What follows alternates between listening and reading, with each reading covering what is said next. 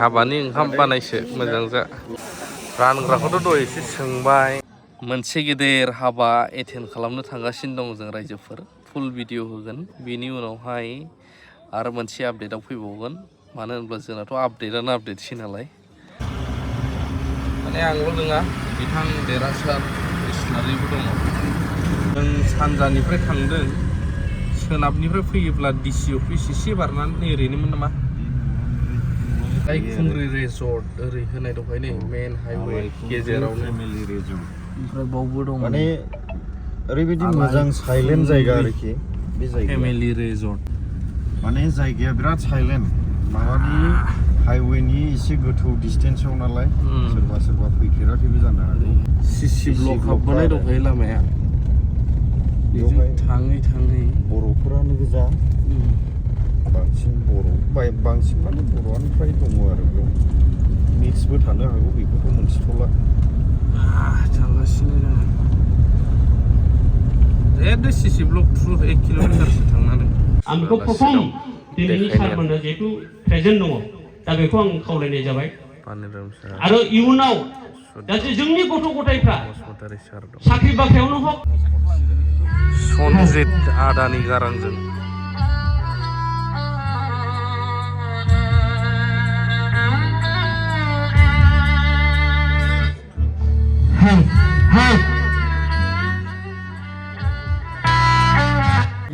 सार दिनैहाय बेयावहाय गोबांथार पाब्लिकफोरजों लोगोसे मोनसे प्रग्राम खुंनाय जादों बे प्रग्रामनि गुबै उद्देश्यआ मा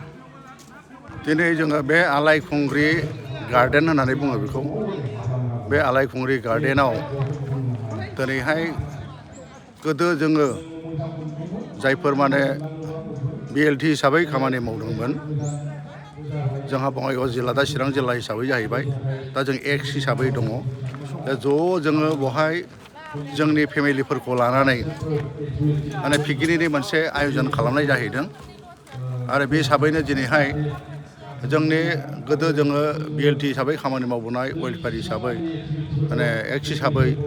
जोङो दिनैहाय आरोखि माने लिंहरनाय बादियै माने जोंनि फेमिलिफ्रा वेलफेयारनि फेमिलिफ्रा दिनैहाय नुजाफैदोंबो लोगोसे जोंहा पार्टिनि दैदेनगिरिबो फैदों रायजो राजाफोर फैदों जों खोब मोजां मोनदों जे सम सम जुदि बेबायदि जोङो माने पिकनिक नामैनो जानायनि नामैनो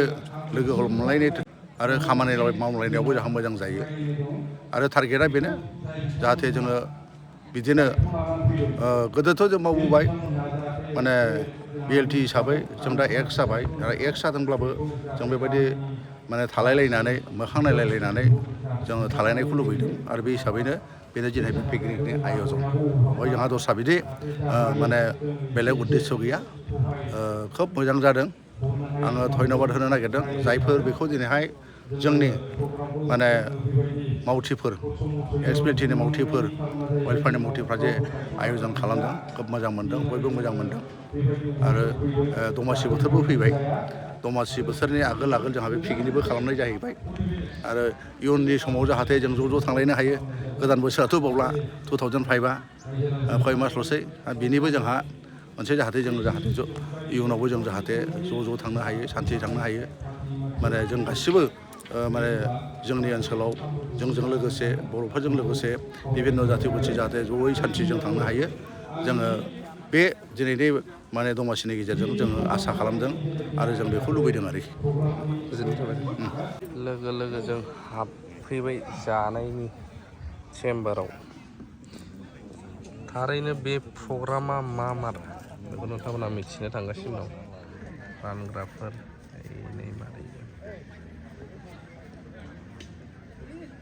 हाबजेनबाय जों जानायाव मा जागोन ट्रेक्टर ना मा जागोन ट्रेक्टरखौनो जानांगोन होदो दे हाबानि ओंखाम बानायसो मोजां जा औ ग्रुपआ रंगिला अबेनि चिरांनि सापागुरिनि ए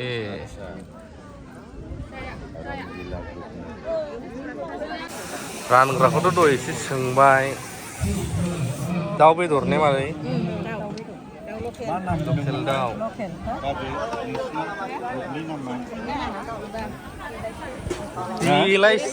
बिलाइस्रि गामिया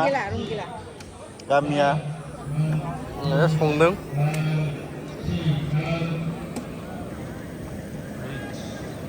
बेसेबां डिग्री सेलसियास जाथाव नैबे ना संग्रायाबो ग्रुपसो नामा ना ओंखाम संदों जाग्राफ्रा जागासिनो थारैनो नोंथांमोना भिडिअखौ नुबाय जानांगौ दा खोथाया जाहैबाय मानगोनां डक्टर आलफ्रेड आदा आलफ्रेडनि जाय बे माबा बे हाबायाथ' जाथ'वाखै आं मैयाबो खिथाखादों गोबाङा बेखौनो कनफिउस सोंहरबाय थादों गोबाङा कंग्रेचुलेसन जासिहरदों रिल्सफ्राथ' गोबां भाइरेल जाखाबाय दा बिनि गेजेरावनो सोरबा सोरबा कमेन्ट हरदों बड'लेण्ड बुब्लिनि सायावहाय मानो उइदाउट पारमिसन फट' होग्रोलाबायखो होननानै जाय जरा फट' होदों नैबेखौहाय आरोना थ' जिखुनुआनो जाया जुलियाथ' जाखायो बयबो सानसे नङा सानसे खायफा जाया नाथाय बांसिन 99% जायो कंग्रेचुलेसन टु आदा आलफ्रेड आरो लेंहराबाबो थांगोन जों आदा आलफ्रेडनि हाबायाव नोंलाय थांगोन ना थाङा थांगोन थांगोनलै आं मैया फन हरखाबाय आंबो खोनादों जों थांगोन आरो डेटखौ जों मिथिखाबाय आदाया गावनो एनाउन्स होनो हागौ नोंथांमोननो खिथागोन ओमफ्राय नैबे प्रग्रामखौ माबायदि मोनखो नांगौना बिदि इउनिटिया जिखुनु माने आफादफ्रा गावबा गाव बे थालांनायफोरखौ गेट टुगेदार खालामनानै प्रग्राम लानाया मोनसे बिराद माने भेलु आरोना बे इम्परटेन्ट जों दा मोनसे जायगायाव दोननोसै लोगो मोनगोन लाभ इउ अल